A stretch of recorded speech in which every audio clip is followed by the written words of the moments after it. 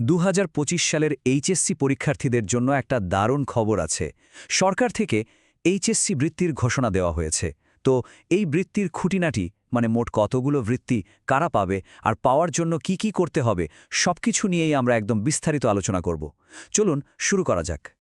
প্রথমেই সংখ্যাটার দিকে তাকান, 10,500। হ্যাঁ, একদম ঠিক দেখছেন। 2025 সালের এইচএসসি পরীক্ষার রেজাল্টের উপর ভিত্তি করে সরকার মোট 10,500 জনকে বৃত্তি দেওয়ার সিদ্ধান্ত নিয়েছে। এটা কিন্তু ছাত্রছাত্রীদের জন্য বিশাল একটা সুযোগ। সম্প্রতি মাধ্যমিক ও উচ্চশিক্ষা অধিদপ্তর থেকে এই বৃত্তির কোটাটা আনুষ্ঠানিকভাবে জানিয়ে দেওয়া হয়েছে। আর এই বৃত্তিগুলো দেয়া হবে কিন্তু 2025 সালের এইচএসসি পরীক্ষার ফলাফলের ভিত্তিতেই।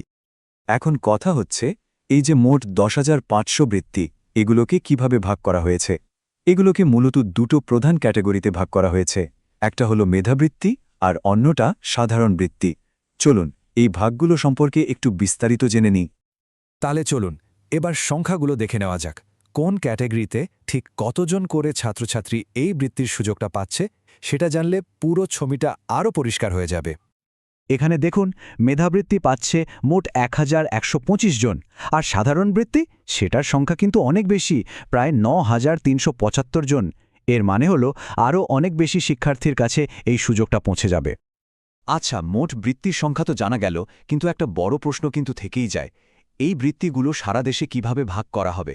মানে কোন বোর্ডের ছাত্রছাত্রীরা কেমন সুযোগ পাবে, এটা জানা কিন্তু খুব দরকারি।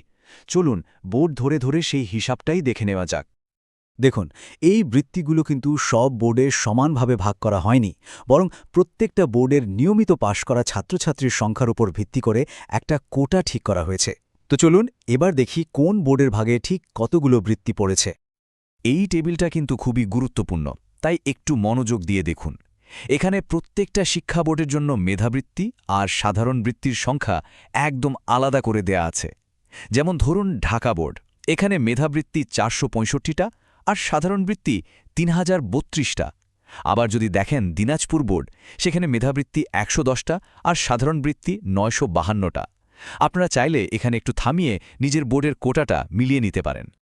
আগের টেবিলের তথ্যগুলো যদি একটু জটিল মনে হয় তাহলে এই চার্টটা দেখুন, সবকিছু একদম পরিষ্কার হয়ে যাবে।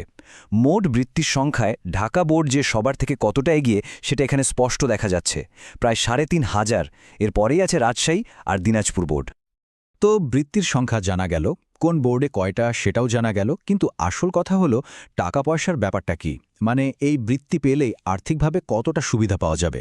চলুন এবার সেই হিসাবটাই দেখি। চলুন এবার টাকার অঙ্কটা দেখিনি। যারা মেধাবৃত্তি পাবে তারা প্রতি মাসে পাবে 825 টাকা, আর সাথে বছরে এককালীন পাবে আরও 1,800 টাকা।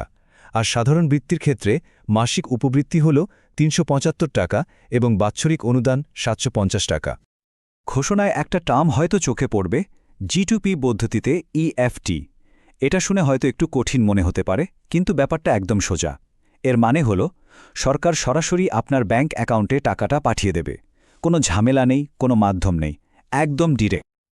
আচ্ছা, এতক্ষণ তো আমরা সুযোগ সুবিধা নিয়ে কথা বললাম। এবার আসা যাক সবচেয়ে জরুরি অংশে। ধরুন কেউ বৃত্তিটা পেল, তখন তাকে ঠিক কি কি করতে হবে? এই ধাপগুলো কিন্তু মন দিয়ে শুনতে হবে, কারণ এখানে ভুল করা চলবে না। মূলত 3টা কাজ করতে হবে।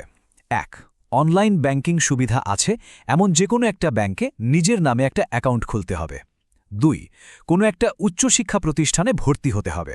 আর 3 নম্বর, এবং এটাই সবচেয়ে গুরুত্বপূর্ণ, ভর্তি হওয়ার ঠিক 7 দিনের মধ্যেই আপনার ব্যাংক অ্যাকাউন্টের ডিটেলস প্রতিষ্ঠানে জমা দিতে হবে।